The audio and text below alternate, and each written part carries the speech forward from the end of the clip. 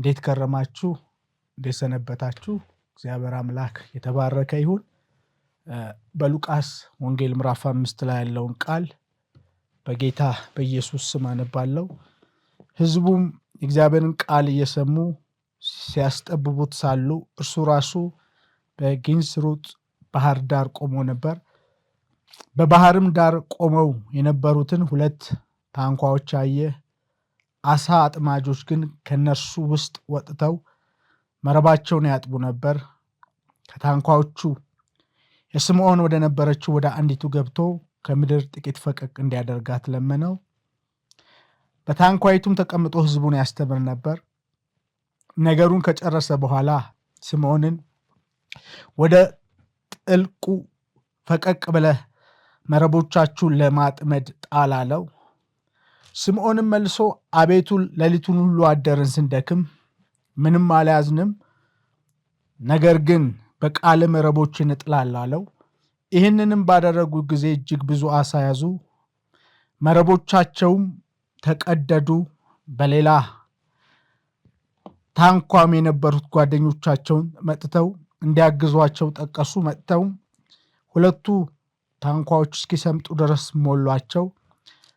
ስምዖን ጴጥሮስ ግን ባየ ጊዜ በኢየሱስ ጉልበት ላይ ወድቆ ጌታ ሆይ እኔ ኃጢአተኛ ነኝ፣ ከኔ ተለይ አለው።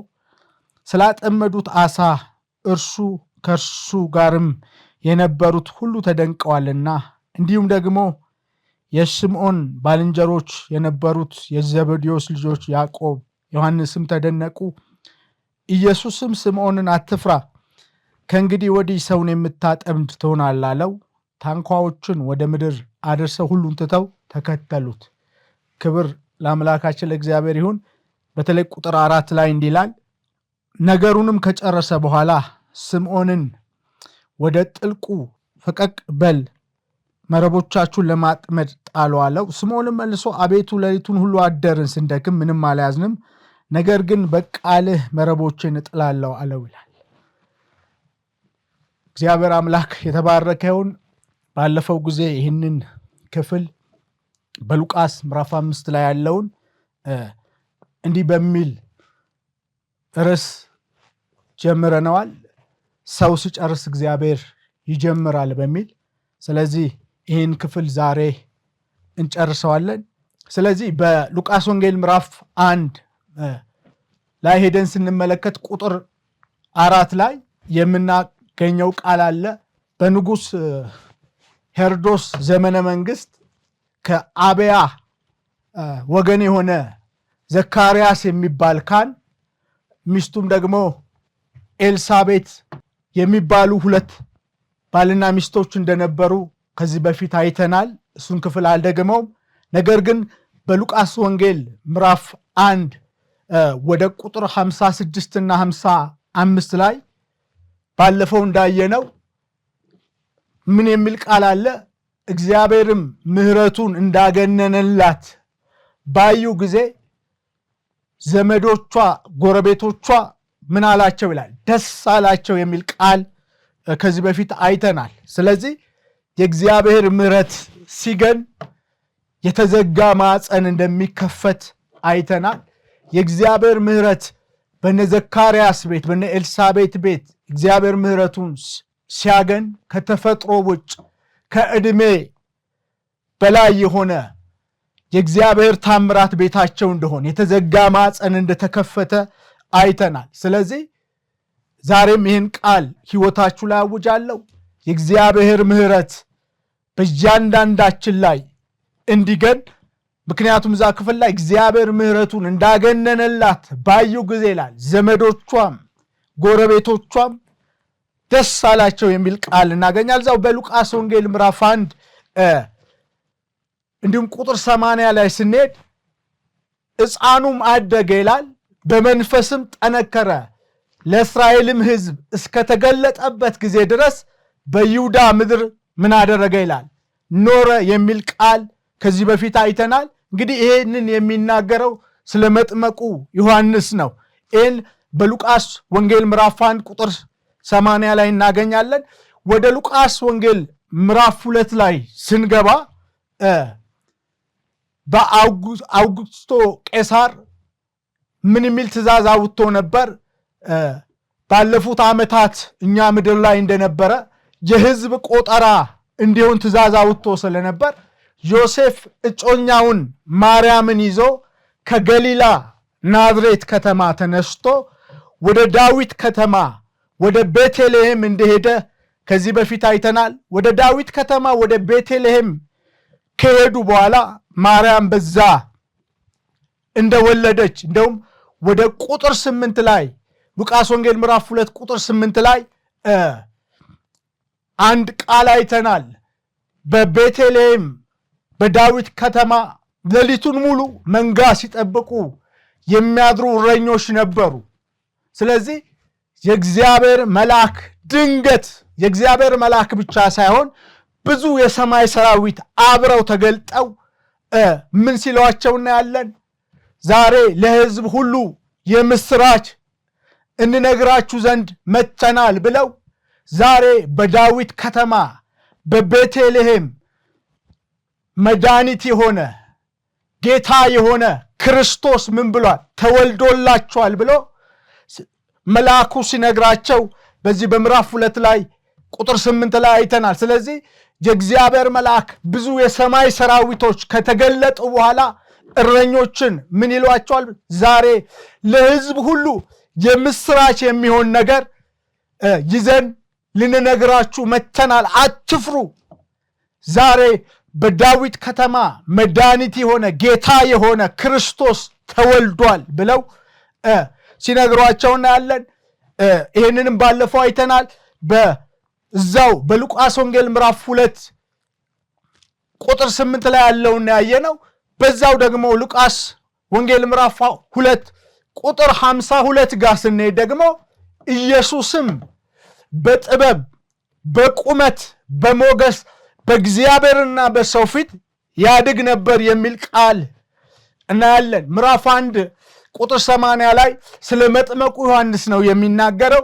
ሉቃስ ወንጌል ምዕራፍ 2 ቁጥር 52 ላይ ስንመጣ ግን ስለ ኢየሱስ ሲናገር እናያለን እና ኢየሱስ በጥበብ በቁመት በሞገስ በእግዚአብሔርና በሰው ፊት ያድግ ነበር የሚል ቃል እናገኛለን። ለዛም ነው መጽሐፍ ቅዱስ በጢሞቴዎስ መጽሐፍ ላይ ሲናገር ማደግ በነገር ሁሉ ምን ይበል ይላል? ይገለጥ የሚል ቃል እናገኛለን። እንግዲህ ይሄ በሉቃስ ወንጌል ምዕራፍ 2 52 ላይ ይህንን ቃል ካገኘን በኋላ ወደ ሉቃስ ምዕራፍ 3 ላይ ስንሄድ ደግሞ ሉቃስ ወንጌል ምዕራፍ 3 ቁጥር 2 ላይ የእግዚአብሔርም ቃል ወደ ዘካርያስ ልጅ ወደ ዮሐንስ ወደ ምድረ በዳ የእግዚአብሔር ቃል መጣ የሚል በምዕራፍ 3 ቁጥር 2 ላይ እናገኛለን። ስለዚህ የእግዚአብሔር ቃል ወደ ዘካርያስ ልጅ ወደ ዮሐንስ ወደ ምድረ በዳ የእግዚአብሔር ቃል እንደመጣ በምዕራፍ 3 ቁጥር 2 ላይ እናያለን። ይህን ክፍል ማቴዎስ ምዕራፍ 3 ላይ ስትሄዱ በዛ ወራትም ይላል መጥመቁ ዮሐንስ የእግዚአብሔር መንግሥት ቀርባለችና ንስሐ ግቡ እያለ ከምድረ በዳ እየሰበከ መጣ የሚል ቃል ተመሳሳይ እናገኛለን። በዚህ በሉቃስ ወንጌል ምዕራፍ 3 ላይ ግን የእግዚአብሔር ቃል ወደ ዮሐንስ ወደ ምድረ በዳ እንደመጣ ምን የሚል ቃል እንደመጣ እዛው ክፍል ላይ ሲናገር የጌታን መንገድ አቅኑ የሚል ቃል በምድረ በዳ መንገድን አቅኑ የሚል ቃል ወደ መጥመቁ ዮሐንስ እንደመጣ ምዕራፍ 3 ላይ ከቁጥር 2 ጀምሮ እናያለን። ከዛ በኋላ መጥመቁ ዮሐንስ ከዮርዳኖስ ማዶ ምን ያደርግ እንደነበር ያጠምቅ እንደነበር በጣም ብዙ ሰዎች ወደ መጥመቁ ዮሐንስ መጥተው ይጠመቁ እንደነበር እንደውም ምን እናደርግ ሁሉ ይሉት እንደነበር እናያለን። መጥመቁ ዮሐንስ በውሃ ያጠምቅ ስለነበር በመጥመቁ ዮሐንስ አገልግሎት ህዝቦች ይጠመቁ እንደነበረ እናያለን። ህዝቦች ብቻ ሳይሆን ፈሪሳውያን ራሳቸው ሳይቀር መጥተው በመጥመቁ ዮሐንስ ይጠመቁ እንደነበር በምዕራፍ 3 ላይ እናያለን። ፈሪሳውያን ብቻ ሳይሆን ጭፍሮች መጥተው ምን እናድርግ እያሉ በመጥመቁ ዮሐንስ አገልግሎት ይጠመቁ እንደነበር ምዕራፍ 3 ላይ እናያለን። በተለይ ሉቃስ ወንጌል ምዕራፍ 3 ቁጥር 15 ላይ ሄዳችሁ የእግዚአብሔርን ቃል ስትመለከቱ ህዝቡ ምን ያደርግ ነበር? በቃ መጥመቁ ዮሐንስን መሲሁ ነው ብለው ክርስቶስ ነው ብለው የምንጠብቀው እሱ ነው ብለው በልባቸው ያስቡ እንደነበር በሉቃስ ወንጌል ምዕራፍ 3 ቁጥር 15 ላይ ይህንን ቃል እናገኛለን። የሚገርማችሁ ነገር በዛ ጊዜ መጥመቁ ዮሐንስ ግን ምን ሲል እናያለን? እኔ መሲሁ አይደለሁም፣ እኔ ክርስቶስ አይደለሁም፣ እኔ በውሃ አጠምቃቸዋለሁ፣ ከእኔ በኋላ የሚመጣው ግን በመንፈስ ቅዱስ በእሳት ያጠምቃቸዋል፣ የጫማውን ማሰሪያ እፈታ ዘንድ አይገባኝም፣ እኔ እሱ ሊልቅ እኔ ላንስ ይገባኛል ብሎ ስለ መሲሁ ስለ ክርስቶስ ይመሰክርላቸው እንደነበረ በዚሁ በሉቃስ ወንጌል ምዕራፍ 3 ከቁጥር 15 ጀምሮ እናያለን። ይሄ ከሆነ በኋላ ቅድም እንደነገርኳችሁ መጥመቁ ዮሐንስ በውሃ ነበር የሚያጠምቀው። በመጥመቁ ዮሐንስ አገልግሎት ደግሞ ህዝቦች እንደተጠመቁ አይተናል። ፈሪሳውያን አለቆች ጭፍሮች እንደተጠመቁ አይተናል። የሚገርማችሁ ነገር እነዚህ ብቻ ሳይሆኑ በዛ በሉቃስ ወንጌል ምዕራፍ 3 ቁጥር 21 ላይ ስትሄዱ ራሱ ጌታችን መድኃኒታችን ኢየሱስ ክርስቶስ በመጥመቁ ዮሐንስ እንደተጠመቀ እናያለን። የሚገርማችሁ ነገር እንደውም ኢየሱስ ሊጠመቅ ሲል ምን ያደርግ ነበር ይላል? ይጸልይ ነበር። በዛ ጊዜ ምን ሆነ ይላል? መንፈስ ቅዱስ በእርግብ አምሳል ምን አደረገበት? በላዩ ላይ ምን ይልበት ነበር ይላል? ያርፍበት ነበር። ይሄ ብቻ ሳይሆን ከሰማይ ድምፅ እንደመጣ የምወድ ልጅ አንተ ነህ፣ በአንተ ደስ ይለኛል የሚል ድምፅ እንደመጣ በሉቃስ ወንጌል ምዕራፍ 3 ቁጥር 21 ጀምሮ እናገኛለን። ስለዚህ ጌታ ኢየሱስ ራሱ እንደተጠመቀ ጌታ ኢየሱስ ሲጠመቅ ይጸልይ ነበር። ሰማይ እንደተከፈተ የእግዚአብሔር መንፈስ በእርግብ አምሳል በላዩ ላይ እንዳረፈበት፣ ይህ ብቻ ሳይሆን ከሰማይ የአብ ድምፅ እንደመጣ የምወደው ልጅ እርሱ ነው፣ በሱ ደስ ይለኛል የሚል ድምፅ እንደመጣ እዛ ክፍል ላይ እናያለን። እንግዲህ ይሄ በሉቃስ ወንጌል ምዕራፍ 3 ላይ ነው ይህንን የምናገኘው። ይሄ ከሆነ በኋላ ወደ ሉቃስ ወንጌል ምዕራፍ 4 ላይ ስንሄድ ጌታ ኢየሱስ በመንፈስ ቅዱስ ኃይል ተሞልቶ ወደ ምድረ በዳ እንደሄደ ምዕራፍ 4 ላይ ይነግረናል። በዛ 40 ቀን ከጾመና ከጸለየ በኋላ በዲያብሎስ እንደተፈተነ፣ እንደውም ዲያብሎስ ሰይጣን መጥቶ አንተ የእግዚአብሔር ልጅ ከሆንክ ይህንን ድንጋይ ዳቦ ወይም እንጀራ አድርገው ብሎ ጌታ ኢየሱስን እንደፈተነው እናያለን። ጌታ ኢየሱስ የእግዚአብሔር ልጅ ነው። ድንጋዩን ዳቦ ማድረግ ይችላል፣ እንጀራ ማድረግ ይችላል። የሚገርማችሁ ነገር ግን ጌታ ኢየሱስ ከዲያብሎስ የመጣበትን ፈተና በእግዚአብሔር ቃል ሲመልስ እናያለን። ሰው በእንጀራ ብቻ አይኖርም ተብሎ ተጽፏል ብሎ ከዲያብሎስ የመጣበትን ፈተና በምዕራፍ 4 ላይ ጌታ ኢየሱስ በእግዚአብሔር ቃል ሲመልስ እናያለን። ከዛ በኋላ እንደውም ወደ ትልቅ ተራራ ላይ ይዞት ከወጣ በኋላ የዓለምን ነገስታት ክብራቸውን ዝናቸውን ሁሉ ካሳየው በኋላ ከዛ ወድቀ ብሰግድልኝ ይህን ሁሉ ሰጠሃለሁ ሲለው ለጌታ ለአምላክ ስገድ፣ እሱን ብቻ አምልክ ተብሎ ተጽፏል ብሎ ጌታ ኢየሱስ በእግዚአብሔር ቃል ሲመልስለት እናያለን።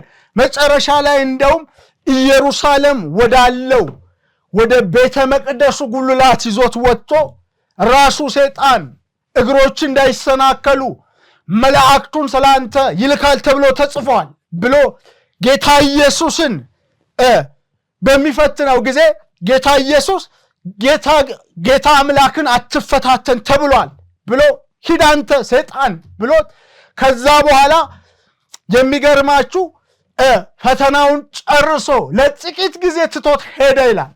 ስለዚህ ምዕራፍ 4 ላይ ጌታ ኢየሱስ የገጠመውን ፈተና እያንዳንዱ የመጣበትን ፈተና በእግዚአብሔር ቃል ሲመልስ እናያለን። ስለዚህ ይህንን በምዕራፍ 4 ላይ ይህንን ካየን በኋላ የሚገርማችሁ ነገር ከዛ በኋላ ጌታ ኢየሱስ በመንፈስ ቅዱስ ኃይል ተሞልቶ ከምድረ በዳ እንደገና ወደ ገሊላ እንደተመለሰ የሚገርማችሁ ነገር ወደ ገሊላ ከተመለሰ በኋላ ሰዎች ሁሉ ስለ ኢየሱስ በመልካም ያወሩ እንደነበረ በአካባቢው ባሉ ከተሞች ሁሉ ዝናው ወጥቶ እንደነበረ በምኩራባቸው ደግሞ ምን ያደርግ ነበር?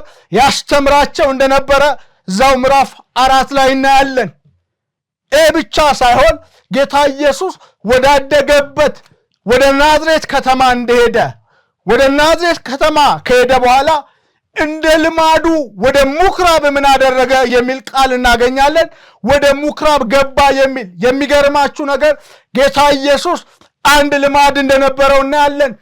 ልማዱ ደግሞ ገና የ12 ዓመት ብላቴና በነበረ ጊዜ በቤተ መቅደስ ውስጥ እንደማይታጣ እናያለን። የሚገርማችሁ ነገር እንደ ልማዱ ወደ ምኩራብ የእግዚአብሔር ቃል ወዳለበት ስፍራ እግዚአብሔር ወደሚመለክበት ስፍራ ቅዱሳን ህብረት ወደሚያደርጉበት ቦታ ጌታ ኢየሱስ አንድ ልማድ ነበረው። አባቱ ቤት የመገኘት በምኩራብ የመገኘት የእግዚአብሔር ቃል የሚነገርበት ስፍራ ሰዎች እግዚአብሔርን በሚያመልኩበት ስፍራ ይገኝ እንደነበረ እናያለን። ስለዚህ እንደ ልማዱ ወደ ምኩራብ ከገባ በኋላ አገልጋዩ የመጽሐፉን ጥቅልል እንደሰጠው ጌታ ኢየሱስ የመጽሐፉን ጥቅልል በተረተረ ጊዜ የጌታ የእግዚአብሔር መንፈስ በእኔ ላይ ነው፣ ለድሆች ወንጌልን ሰብክ ዘንድ ቀብቶኛል፣ ለታሰሩት መፈታት፣ የተወደደችውን የእግዚአብሔርን መንግሥት አውጅ ዘንድ ብሎ የመጽሐፉን ጥቅልል ለአገልጋዩ ሰጥቶት ከዛ በኋላ ምዕራፍ 4 ቁጥር 20 ላይ ስትሄዱ ጌታ ኢየሱስ ምን አደረገ ይላል? ተቀመጠ። ሁሉም ትክ ብለው ያዩት ነበር። በዛ ጊዜ ጌታ ኢየሱስ እንዲህ አላቸው፣ ዛሬ በጆሮአችሁ የሰማችሁት በዓይናችሁ ተፈጸመ ብሎ ጌታ ኢየሱስ ይህንን ሲነግራቸው እናያለን። እንግዲህ ይህ ሁሉ ከሆነ በኋላ የሚገርማችሁ ነገር ይሄ አባቱ ጠራቢ ዮሴፍ አይደለም፣ እናቱስ በመካከላችን አይደለችም እያሉ ስለ ኢየሱስ ብዙ ነገር ያወሩ እንደነበር፣ በጣም ብዙ ደዌዎችን ይፈውስ እንደነበር እዛው ምዕራፍ 4 ላይ እናያለን። ምዕራፍ 4 መጨረሻ አካባቢ ስትሄዱ እንደውም ጌታ ኢየሱስ ወደ ገለልተኛ ስፍራ በሄደ ጊዜ ሕዝቡ ሁሉ ጌታ ኢየሱስን ፍለጋ ወጥተው ኢየሱስን ባገኙት ጊዜ ከኛ አትለይ ብለው ኢየሱስን ይለምኑት እንደነበረ ምዕራፍ 4 ላይ ካየን በኋላ እንግዲህ ወደ ምዕራፍ 5 ላይ ስንመጣ ወደ አነበብኩት ክፍል ምዕራፍ 5 ቅድም ምን ብያቸዋለሁ? ዛሬ እግዚአብሔርን ቃል የምንከፋፈልበት ርዕስ ሰው ሲጨርስ እግዚአብሔር ይጀምራል በሚል ነው። ስለዚህ ምዕራፍ 5 ላይ ስትሄዱ የምታገኙት ቃል አለ። በጣም ብዙ ሕዝብ እርስ በርሳቸው ምን ያደርጉ ነበር? ይጨናነቁ ነበር፣ ይገፋፉ ነበር፣ ኢየሱስንም ያጨናንቁት እንደነበር በዚህ በምዕራፍ 5 ቁጥር 1 ላይ እናያለን። በዛ ጊዜ ጌታ ኢየሱስ ምን አደረገ ይላል? ዓይኖቹን አንስቶ ሲመለከት ባህር ዳር 2 ጀልባዎች ነበሩ። ከሁለቱ ወደ አንዱ ወደ ስምዖን ወደ ሆነችው ጀልባ ላይ ሄዶ ስምዖን ጀልባውን ፈቀቅ እንዲያደርግለት ካደረገ በኋላ በጀልባዋ ላይ ተቀምጦ በአይሁድ ልማድ ምን ያደርጋቸው ነበር? ያስተምራቸው እንደነበር በዚህ በምዕራፍ 5 ቁጥር 1 ላይ እናያለን። ስለዚህ ሕዝቡ ሁሉ እርስ በርሳቸው የሚጨናነቁት የሚገፋፉት ኢየሱስን ያጨናንቁት የነበረው ለምንድን ነው ብላችሁ በምዕራፍ 5 ላይ ሲጠይቁ ከኢየሱስ አፍ የሚወጣውን የእግዚአብሔርን ቃል፣ ሰማያዊውን ቃል፣ መለኮታዊውን ቃል ለመስማት እንደሆነ ታያላችሁ። ስለዚህ ጌታ ኢየሱስም በጀልባዋ ላይ ተቀምጦ ምን ያደርጋቸው ነበር? ያስተምራቸው እንደነበረ፣ የእግዚአብሔርን ቃል ይነግራቸው እንደነበረ እናያለን። የሚገርማችሁ ነገር ጌታ ኢየሱስ የእግዚአብሔርን ቃል እየነገራቸው፣ የእግዚአብሔርን ቃል እያስተማራቸው በምዕራፍ 5 ቁጥር 4 ላይ ስትመጡ ነገሩን በጨረሰ ጊዜ የሚል ቃል ታገኛላችሁ። ጌታ ኢየሱስ ባዶ በሆነችው ጀልባ ላይ በስምዖን ጀልባ ላይ ተቀምጦ እያስተማራቸው የእግዚአብሔርን ቃል እየነገራቸው እነ ጴጥሮስ ደግሞ ምን ያደርጉ እንደነበር እናያለን። ሌሊቱን ሙሉ አሳ ለማጥመድ ሲደክሙ እንዳደሩ፣ ነገር ግን ምንም የሚያዝ ነገር እንዳላገኙ እናያለን። የሚገርማችሁ ነገር ግን አሁን መረባቸውን እያጠቡ እንደነበረ፣ በአይሁድ ልማድ መረብ የሚታጠበው ለሁለት ነገር ነው። አንደኛው እንደገና አሳ ለማጥመድ ነው። ሁለተኛው ደግሞ መረቡን ለማስቀመጥ ነው። እነ ጴጥሮስ መረባቸውን የሚያጥቡት እንደገና ለማጥመድ አይደለም፣ መረቡን ለማስቀመጥ ነው። ምክንያቱም ሌሊቱን ሙሉ ሲደክሙ እንዳደሩ፣ ምንም ነገር የሚያዝ ነገር እንዳላገኙ በዚህ ምዕራፍ 5 ላይ እናያለን። የሚገርማችሁ ሌሊቱን ሙሉ ደክመው ለፍተው ምንም አላገኙም። ጀልባዋ ባዶ ናት። ባዶ በሆነችዋ ጀልባ ላይ ግን ኢየሱስ ተቀምጦ የእግዚአብሔርን ቃል ይነግራቸው እንደነበረ፣ የእግዚአብሔርን ቃል ያስተምራቸው እንደነበረ እናያለን። ስለዚህ ቅድም ምን ብያቸዋለሁ? ሰው ሲጨርስ እግዚአብሔር ይጀምራል በሚል ነው የእግዚአብሔርን ቃል እየተከፋፈል ያለ ነው። ስለዚህ ምናልባት ዛሬ ይህን ቃል የምሰሙ ሴቶች፣ ወንዶች፣ እናቶች፣ አባቶች ዛሬ ይህን ቃል ሕይወታችሁ ላይ አውጃለሁ። እናንተ የጨረሳችሁት ነገር ግን ምንም ለውጥ ያላገኛችሁበት ነገር ዛሬ ነግራችኋለሁ። እናንተ በጨረሳችሁበት ጉዳይ ላይ ሳይሆን እግዚአብሔር ሕይወታችሁ ላይ ሲጀምር ጉብኝት እንደሚሆን፣ ታምራት እንደሚሆን፣ የእግዚአብሔርን ታላቅነት ማየት እንደሚሆን ስለዚህ እግዚአብሔር ሲጀምር የመጀመሪያው እዚህ ክፍል ላይ በነ ጴጥሮስ ሕይወት የምናገኘው፣ ሕዝቡ ሕይወት የምናገኘው ነገር የመጀመሪያው ሕዝቡ የእግዚአብሔር ቃል ረሃብ እንደነበረው፣ የእግዚአብሔር ቃል ጥማት እንደነበረው እናያለን። ጌታ ኢየሱስን የሚያጨናንቁት፣ እርስ በርሳቸው የሚጨናነቁት ለእግዚአብሔር ቃል እንደነበር እናያለን። እነ ጴጥሮስ እንኳን መረባቸውን እያጠቡ፣ የሚገርማችሁ ነገር ከኢየሱስ አፍ የሚወጣው ቃል መለኮታዊ ስልጣን ያለው ቃል ስለነበረ አለማመንን ከውስጣቸው እያወጣ፣ ተስፋ መቁረጥን ከውስጣቸው እያወጣ፣ በተቃራኒው ደግሞ እምነት እየጨመረላቸው፣ ተስፋቸው እየታደሰ፣ ለዛም ነው ጌታ ኢየሱስ በጨረሰ ጊዜ አሁን ዞር ብሎ አሳ ለማጥመድ መረቦቻችሁን በስተቀኝ ጣሉ ሲላቸው እምነት ሲያገኙ፣ ሌሊቱን ሙሉ ስንደክም አድረናል፣ ግን በቃል መረቦቻችንን እንጥላለን ሲሉት እናያለን። ስለዚህ የመጀመሪያው እናንተ በጨረሳችሁት ጉዳይ ላይ ቅድም ብያቸዋለሁ፣ ሰው ሲጨርስ እግዚአብሔር ይጀምራል። እግዚአብሔር በሕይወታችሁ እንዲጀምር፣ የእግዚአብሔርን ታምራት፣ የእግዚአብሔርን ጉብኝት በሕይወታችሁ እንድታዩ የመጀመሪያው ነገር እዚህ ክፍል ላይ የምናየው ለእግዚአብሔር ቃል ቅድሚያ መስጠት፣ የእግዚአብሔርን ቃል በሕይወታችሁ ቅድሚያ መስጠት፣ ለእግዚአብሔር ቃል ክብር መስጠት እንዲሆንላችሁ ዛሬ የመጀመሪያውን ይሄን ነግራቸው። ሁለተኛው እዚህ ክፍል ላይ የምናየው ቁጥር 8 ላይ ስትሄዱ ጴጥሮስ የሆነውን ነገር ባየ ጊዜ ምን አደረገ ይላል? በኢየሱስ ጉልበት ላይ ወድቆ እኔ ኃጢአተኛ ነኝ ከኔ ተለይ ሲለው እናያለን። ሁለተኛው እዚህ ክፍል ላይ የምናየው በዚህ በቁጥር 8 ላይ ቅድም እንደነገርኳችሁ ጴጥሮስ በኢየሱስ ጉልበት ላይ እንደወደቀ ከዛ ኃጢአተኛ ነኝ ከኔ ተለይ ሲለው እናያለን። ሁለተኛው ወደ እግዚአብሔር መቅረብ። ዛሬ በኢየሱስ ስም እነግራችኋለሁ፣ እናንተ በጨረሳችሁት ጉዳይ ላይ እግዚአብሔር በሕይወታችሁ በሚጀምረው ጉዳይ ላይ የእግዚአብሔርን ጉብኝት ለማየት የእግዚአብሔርን ታምራት ለማየት የመጀመሪያ ለእግዚአብሔር ቃል ቅድሚያ መስጠት ነው። ሁለተኛው ወደ እግዚአብሔር መቅረብ ነው። ሰው ወደ እግዚአብሔር በቀረበ ቁጥር ትውት እየሆነ ነው የሚወጣው። እግዚአብሔርን እያየው የእግዚአብሔርን ጻድቅነት እያየ ትዝ ይላችኋል ዘፍጥረት ምዕራፍ 18 ላይ አብርሃም በእግዚአብሔር ፊት ይላል እግዚአብሔርን በአብርሃም ፊት ነበር የሚል ቃል እናገኛለን።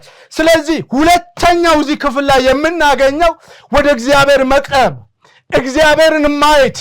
ወደ እግዚአብሔር በቀረባችሁ ቁጥር፣ እግዚአብሔርን በፈለጋችሁት ቁጥር፣ ራሳችሁን በሰጣችሁ ቁጥር የእግዚአብሔርን ታምራት፣ የእግዚአብሔርን ጉብኝት፣ የእግዚአብሔርን እጅ ማየት ይሆንላችሁ። ሶስተኛው እዚሁ ክፍል ላይ የምናገኘው በቁጥር 10 ላይ ስንሄድ ጌታ ኢየሱስ ምን ሲላቸው እናያለን?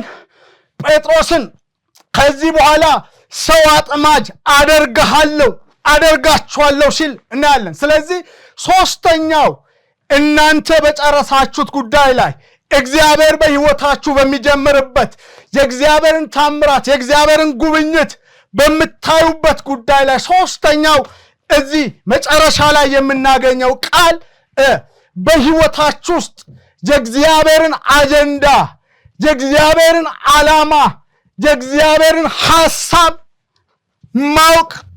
ጌታ ኢየሱስ አሳውን የማብዛት አይደለም ዓላማው። ጌታ ኢየሱስ እነ ጴጥሮስን ማስደነቅ አይደለም። የጌታ የኢየሱስ ዓላማ ቀጣዩ በቀሪው ዘመናቸው ላይ ስላለው ዓላማው እቅዱ እንዲያውቁ ነው የፈለገው። ስለዚህ ዛሬ ነግራቸዋለሁ። ይህን ክፍል ስጠቀልለው ሰው ሲጨርስ እግዚአብሔር ይጀምራል። እናንተ በጨረሳችሁት ጉዳይ እግዚአብሔር ሕይወታችሁ ላይ በሚጀምረው ጉዳይ የመጀመሪያው ለእግዚአብሔር ቃል ቅድሚያ መስጠት፣ የእግዚአብሔርን ቃል መጠማት፣ መራብ። ሁለተኛው ወደ እግዚአብሔር መቅረብ፣ እግዚአብሔርን መፈለግ፣ ራሳችሁን በእግዚአብሔር ፊት ማዋረድ። ሶስተኛው የምናገኘው ነገር የእግዚአብሔርን ዓላማ፣ የእግዚአብሔርን ሐሳብ ዘመናችሁ ላይ ሕይወታችሁ ላይ እዚህ ምድር ላይ እንድታደርጉ የሚፈልገው ላይ በኢየሱስ ስም በዛ ላይ ማተኮር እንዲሆንላችሁ ዛሬ ይህን ቃል ሕይወታችሁ ላይ አውጃለሁ። ክብር ለአምላካችን ለእግዚአብሔር ይሁን።